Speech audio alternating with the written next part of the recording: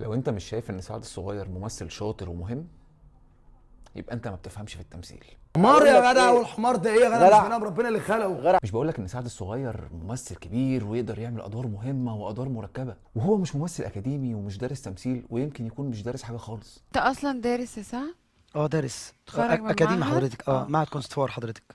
بس سعد الصغير عنده حاجات من اهم الحاجات اللي لازم تكون موجوده في اي ممثل، زي الاحساس، الحضور، التوقيت. سعد الصغير عنده حضور رهيب، اتفرج عليه في اي برنامج، في مشهد، في فيلم، في مسلسل، في اي حاجه، بيقدر ياخد الكاميرا من اي ممثل جنبه ايا كان هو مين. سعد الصغير عنده قدره رهيبه في انه يحس بالشيء اللي هو بيعمله حتى هو لو مش فاهم ايه ده. ودليل على ده انك هتلاقي كميه ميمز ولقطات مصوره بنستخدمها على كل ابلكيشن السوشيال ميديا كل يوم فيها سعد الصغير.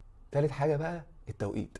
سعد الصغير عنده قدره ربانيه كده من عند ربنا، امتى يقول الافيه وامتى يبص للكاميرا وامتى يضحك، تخلي كل حاجه تطلع صح. في حاجه كمان بقى في سعد الصغير مش موجوده عند ناس كتير، ان مخه دايما حاضر، يقدر يطلع اي افيه في اي لحظه وينتشر زي النار في الهشيم. طب انت فيمس وعباس فيمس ماشي. ودليل على كلامي ده، اتفرج على برنامج بدون زعل اللي عمله هو وريهام سعيد، 30 حلقه مع 30 فنان كل يوم بيطلع افيهات رهيبه.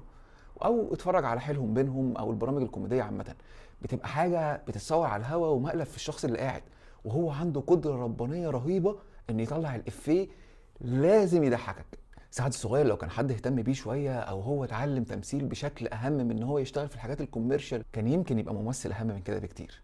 انا هنا مش منتصر لرايي ولا وجهه نظر، انا جاي اسير البلبله. انا ماشي.